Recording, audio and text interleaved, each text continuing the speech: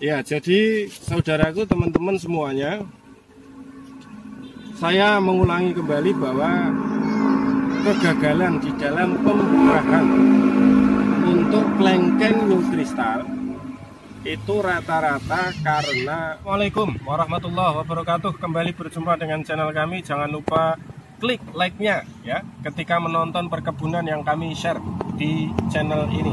Kemudian yang belum subscribe, silahkan subscribe teman-teman, agar kita selalu bersama untuk mencapai keberhasilan dalam perkebunan. Baik saudaraku, pemirsa dimanapun saudaraku berada, biasanya kalau orang upload klengkeng perkebunan itu selalu yang diupload, selalu yang diunggulkan, itu selalu keberhasilan, melihat hasilnya yang begitu besar dan lain-lain.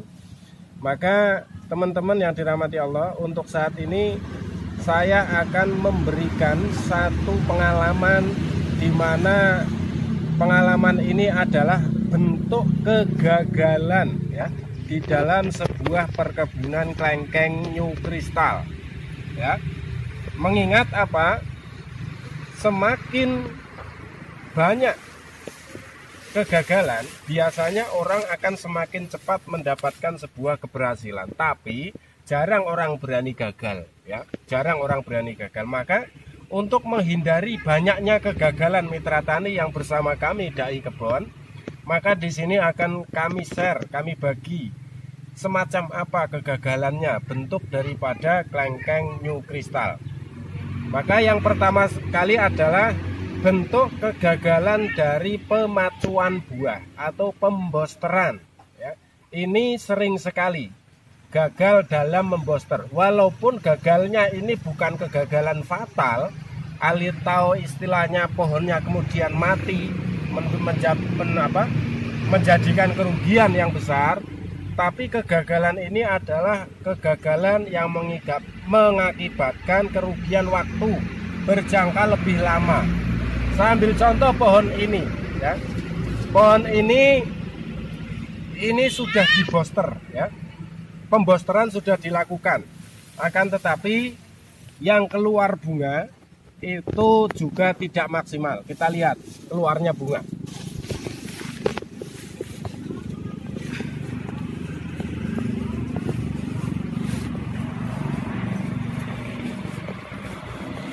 Ya. Ini keluarnya lebih dekat. Keluarnya bunga itu cuman segini, beberapa. Lainnya kembali daun. Kembali daun. Mari kita lihat yang satunya.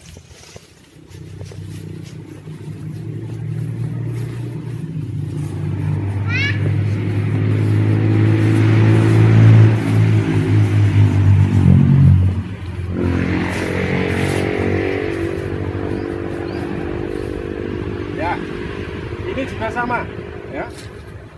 Setelah dilakukannya pembosteran, yang muncul adalah kebanyakan daunnya, bukan bunganya. Nah, di sini akan saya sedikit share untuk Anda. Kenapa sampai bisa begini?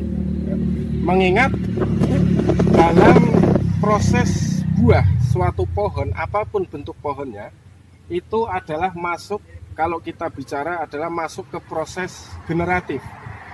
Secara otomatis proses generatif ini adalah menjadikan produksi nutrisi tanaman dari pohon itu sendiri cenderung kepada buah. Sedangkan new kristal kalau tidak dipacu dengan booster, maka dia tidak bisa berbuah secara alami. Maka dari itu petani harus jeli ya, kapan berhenti pemupukan untuk pemupukan yang banyak unsur N-nya, nitrogennya, NPK misalnya. Kalau kebanyakan pupuk yang mengandung pertumbuhan, NPK, pupuk kandang dan lain-lain, ini maka pembosteran akan semacam ini ya. Jadi harus ada waktunya, kapan ya, kapan berhenti pemupukan dan kapan dirubah ke pemupukan yang bersifat generatif atau pemacuan buah. Ini contoh ya, dua pohon ini contoh. Sekarang yang bersamaan dalam pembosterannya, tapi cukup berhasil. Kita lihat.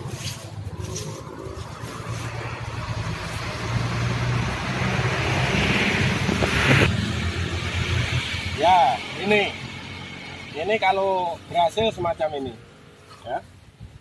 Tidak ada pucuk muda yang tumbuh, tapi semuanya yang tumbuh menjadikan adalah bunga. Kita lihat satunya. Ini contoh 2 bulan dari bunga. Ini berhasil, ya. Ini sekitar satu pohon ya sekitar 30-an kilo sampai 40 kilo. Yang ini. Baik teman-teman, saudaraku, pemirsa dimanapun berada. Jadi di dalam berkebun kelengkeng New Crystal ini harus dipahami betul-betul dan dengan perlu ketekunan. Tentunya maka saya menginginkan seluruh mitra untuk selalu berkonsultasi bersama kami untuk menghindari terlalu banyaknya kegagalan. Jadi memperkecil kegagalan dengan cara banyak konsultasi bersama kami. Tidak seperti membalik telapak tangan, ya. Kadang ada mitra tani yang menginginkan begitu tanam langsung hasil besar. Itu semuanya harus berproses. Tapi kalau sudah semacam ini, insya Allah itu kita perawatan semakin lama semakin ringan. Baik, inilah salah satu dari bentuk kegagalan kelengkeng New Crystal dalam sebuah perkebunan. Bukan kegagalan mutlak, tapi kegagalan menjadikan waktu lebih lama. Ukuran dosis booster yang dibutuhkan untuk tanaman ini kurang dari yang semestinya. Mengingat perhitungan ini tidak ada perhitungan paten. Satu pohon harus berapa ukuran boosternya, itu tidak ada perhitungan patennya. Tapi menyesuaikan dengan feeling kita.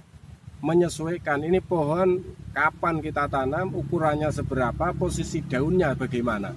Ini sesuai dengan apa yang kita lihat atau menyesuaikan saja. Jadi nggak ada aturan patennya. Jadi termasuk ukuran daunnya, posisi daunnya semacam apa, ini juga satu lokasi itu berbeda-beda saudaraku. Kadang perlu daun sedikit tua atau bahkan terlalu tua nanti nggak keluar bunga.